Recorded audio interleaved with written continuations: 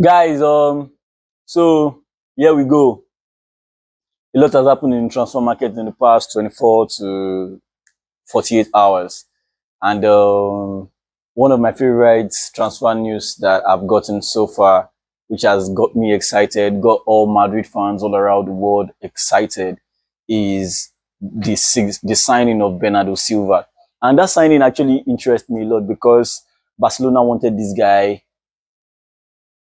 Atletico Madrid also wanted this guy.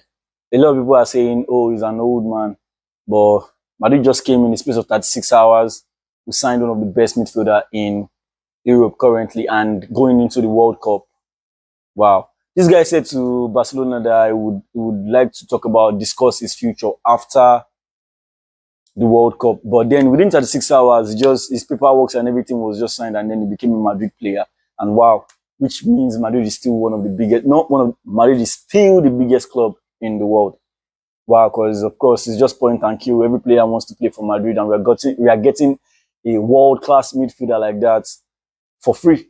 Although his wages is going to be something to contend about, but of course it is still a bonus for Real Madrid to have a player of that kind of caliber. He is going to come into the midfield. Although if you watched Bernardo Silva last season, you realize that he has not been used the way he used to be playing. He plays on the wing now. He doesn't play on the right or on the wing side of the midfield anymore. He plays a more deeper role for Guardiola, and that's because of his aging and his mobility. So now I think him coming into the Madrid midfield is going to add some experience to that team, which we're looking for. And then he's a player that has already played with Mbappe back at Monaco. Back at when Mbappe burst into the scene, it was players like Bernardo Silva that were playing with him. So of course, the combination and the chemistry is always going to work. So it is a win and a plus for Madrid. And then talking about the other signings, the likes of Dumfries and Konate, although these men are 30 plus men, but still, like, experience is needed. We have a lot of young players in that team. The likes of Usain is just like 19 years old. Frank Garcia might not even play at the end of this at the long run. Carreras is very young. Even Jude Bellingham is still very much young. A lot of under 25s in that team. They need experienced ballers. And I feel like with Arnold always going out injured, Dumfries is going to be a perfect deputy, if not the person that's going to cement that role. So with that said, there are still other things. Chelsea signed an Argentine wonder kid that we are going to be looking forward to seeing in the World Cup in the person of Baku. Florentin Baku is an amazing talent. You guys should check him out. And then, of course, I think Raul Jimenez scored in the opening game of Mexico versus South Africa.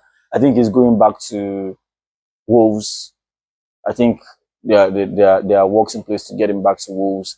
But let's see how that will turn out. And then another thing in the transfer market, a lot of news has been flying around. The World Cup is also going to, we have to stay focused and watch these guys at the World Cup, because a lot of teams are going to be putting an eye out to sign players, to get players. And Madrid has not been playing because I'm a Madrid fan and I'm happy about how Madrid is doing in the transfer market so far. But I still feel like we need a striker, and how Jose Mourinho is going to handle that team is still to be contemplated. But then still, let's look forward to what's going to happen at the start of next season. And then this World Cup has gone, the highest goal scorer in the Saudi Pro League was the person that scored the opening goal in the tournament, and it's starting to look like a competition already, because it's looking like nobody wants to lose. South Africa were beating the team. Czech Republic put on a fight against South Korea. It was a very strong game. It was a very, very narrow game, but South Korea just proved that they were better. I really liked the equalizer by South Korea, the goal that goal is in contention for one of the best goals in the competition, because I have not seen another goal that beats that goal so far, although we've not even gone past the first round yet. But I feel like that goal by Wang, I've forgotten his name, Wang something, the equalizer against Czech Republic yesterday was a very beautiful goal, a nice cut back, and then R2 was an amazing collar, a very beautiful goal. And it is looking like a competition. I just finished watching the game. between Bosnia and Canada, and wow, they didn't give themselves the breathing space. I thought Bosnia was going to get a good run and win the game altogether, but then Canada put on the fight and it was a show, which is proof that this World Cup, nobody they agree for anybody. Tomorrow, while we are watching Brazil Morocco, we might be surprised that Morocco is going to beat Brazil, which is going to make it the second time an African team is beating Brazil in the finals. The first time was in the last competition where Cameroon beats Brazil 1-0 in the group stage. Although Cameroon were going out of the competition, but they were already disqualified. But playing that game with Brazil didn't field in their best players, and Brazil already qualified. They lost to Cameroon by a goal to nil. And we might be witnessing a second defeat from an African side to Brazil tomorrow, because I feel like Morocco stand a chance to play against this Brazil team that has not really proven themselves.